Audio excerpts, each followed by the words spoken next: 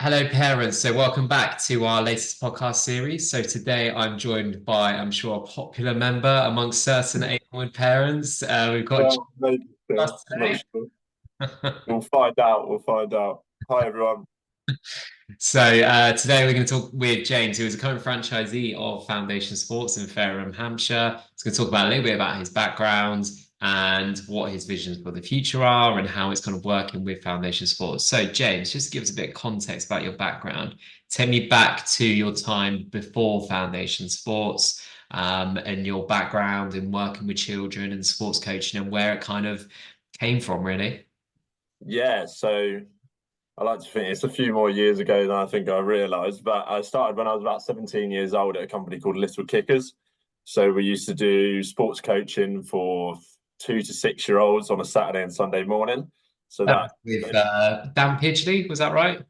Yeah, that was down in Bournemouth. I did it up in Fareham as well, even before I'd moved down to Bournemouth for university. But yeah, that just taught me, how to not make, yourself too serious, have some fun with it.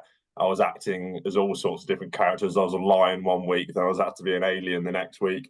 So, just having fun with it and leading a group of children, even though a lot of them, were just crawling about doing their own thing, it still gave you the voice and the confidence that I still use now. And I still use a lot of the same techniques and games as I did back then.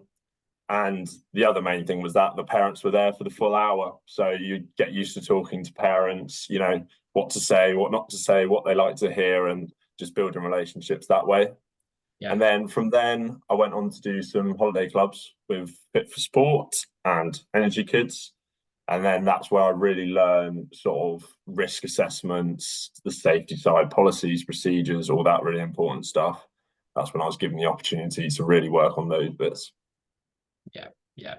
I was going to take you back to what you said there about the imagination with kids and how important Mm. that is. So for me, it's a real big part when you're working with those little kids to tap into their imagination because it's such a magical thing which goes away from them as they grow up. So it's really important to tap into that. So yeah, talk to me a little bit about that, James, your imagination that you kind of use. Yeah. So, I mean, I think people sort of doubt how quickly kids can get into a character or into their own world. And you've just got to try and guide them into it. You can't force them into any sort of, we never want to force them into something when they have so many better ideas themselves most of the time, let's face it. So I really learned that early on, like just being fun, being open, and then they'll generally take you to where they want to go and what place and what environment they want to be in anyway.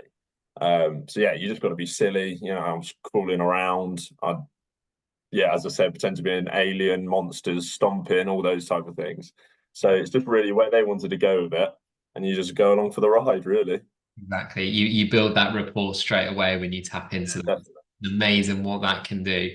And we've run sports leader courses down here in Foundation Sports before, and it's amazing what you can kind of give to these year five, year six students to plan their own session.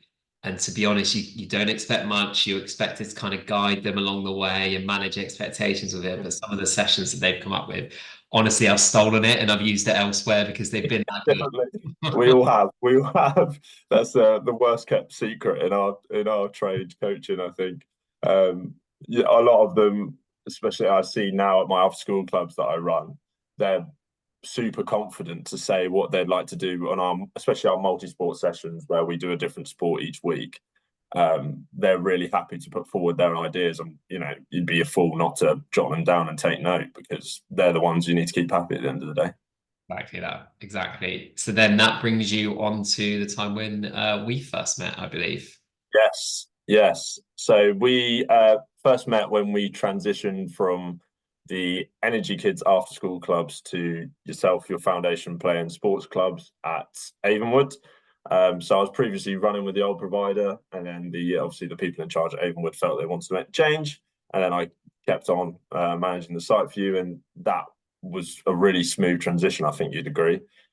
Yeah, Yeah, yes, surprisingly quite smooth as well. It was quite yeah. easy. And like I said, at the time you progressed into not just being a play leader, you went into managing the setting as well. So how did you find that added responsibility. You mentioned about doing risk assessments and things like that before. So how did you find that? How comfortable was it? Yeah, that was great. I mean, I had a lot in place at the site already, which was really lucky, but taking it on from there, just making sure there was a structure each week and having a little bit more focus on what numbers I was producing, making sure I was getting the clientele, making sure they were happy. And I mean, we implemented a lot of stuff that was great improvements to that club, like our Amaze Day features that I think still features across our clubs now, where we offered external companies to come in and improve the service. We had much more structure in terms of activities that I mainly planned, obviously, and then we agreed upon what would work and what doesn't work, whether it's our crafts, our sports. So taking it that next step into like the management of it has really helped me, especially nowadays. Yeah, exactly. So that brings us on to what you're up to today, James. So talk to me about Mhm. you left us down here in Bournemouth to move back up home into Yeah. Fareham. What was the next part of your journey? So, I mean, that was a crazy couple of weeks. I literally made the decision to move home, finished up the summer holidays with you guys down in the Avonwood site. And then from there, we about 2 weeks later got a phone call from a school that I used to run their holiday club previously, a couple of years ago. They said, "Look, is there anything you can do? We're looking for a new provider." I got straight back on the blur to you just after, basically handing in my notice. And we, went from there and franchised out the company over into, I initially took over the Fareham and Portsmouth area. Just had the one holiday club to start, and then that grew super quick. We went from about 5 to 10 children the first week. And our first summer, just a few months later, we were looking at about 80 children a day. So from then, we working with you, we opened our after school club at St Patrick's. So that's our sports coaching clubs. We're there every day apart from Wednesday. Do a whole host of sports there. Great relationship with those guys already. Already looking at about 30 children a day there. And we've just recently opened our second holiday club site at Portchester Community School. So yeah, it's really good, really busy, but it's all good stuff. It's been as smooth as you can get, really. Exactly. Yeah, you're doing really well, James. And you're an example I use when I talk to people about their first year and what is achievable. I mean, what you've done in your first year is a really good success story. And what you said a second ago about having 5 to 10 children on your holiday club, I think a lot of people think when you launch a holiday club because of how popular they are now, it's instant success. But you have a lot of factors in place, be able to build it up to that point. So that's obviously quite a massive increase. So what do you think got to that point? How do you think you achieved those sort of numbers? It's all about building relationships with parents. It's so important. Obviously, the children having a good time, object number one. We offer such a varied range of activities. We like to think it's pretty difficult for the children not to have a good time, touch wood. But no, apart from that, it's building a relationship with parents. If you're building those strong ties, and you're talking to them, you're getting to know them, then they will go out and they will, spread the word on your behalf. It's, at the end of the day, we can put up as many fancy ads and do as many podcasts as we like. But if the parents aren't backing you, then you're going to struggle for sure. Yeah, it's something which once your provision finishes, it doesn't just stop there. There's other things you need to think about. You need to contact parents. You need to add that personal touch, that human element, and just make them feel, yeah, welcome and gain feedback from them to be able to improve your provision because most importantly, it's their children they're putting into your clubs. And speaking from a dad's perspective myself, I'm sure you won't be too far off that soon, Jeff. Don't know about that, mate. Don't know about that. We'll Putting wait on. into certain like my two go into nursery at the moment, and you want to have a bit of a say, a bit of an impact on their childhood because they are your children first and foremost. I think it's really important to have that view on it. So talking about the future, James, you're in your second year now. Yeah, just past our second year. Right. So yeah, looking to just find more suitable venues, really. We're never in a rush just to get any setting for the sake of it. It's got to suit both parties. It's got to suit us. It's got to suit the site as well, and we've got to add some sort of value to the school. Otherwise, there's not, we don't gain anything either, really.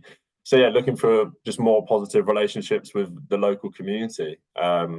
We've got a good outreach so far, but just looking to spread maybe more into Southampton and a little bit further into the Portsmouth direction as well. Great, amazing. And final question I got for you, James. Are Ipswich going to be in the Premier League next year? Yes. This is recorded as well, so I'll cover. See, I don't like that because that's going to haunt me. My mates are going to cut this up and then bring this back to me 100%. Yes. Good. Be Why confident. not? Be Yeah. confident. Yeah, we'll have a Foundation Sports Day out at the City Ground next year. You can get an Ipswich kit behind you as well. We can have a bit of blue on that wall. There's a lot of red. No, we don't need blue nonsense, mate. Brilliant. James, I really appreciate your time today. I know you're a busy man, so I won't keep you too much longer. I'm looking forward to seeing how you're going to continue developing your franchise in your area, and I'm sure it's going to go from strength to strength. Love it. All the best, Josh. Cheers, Cheers, James. mate. Appreciate your time, mate. Take care.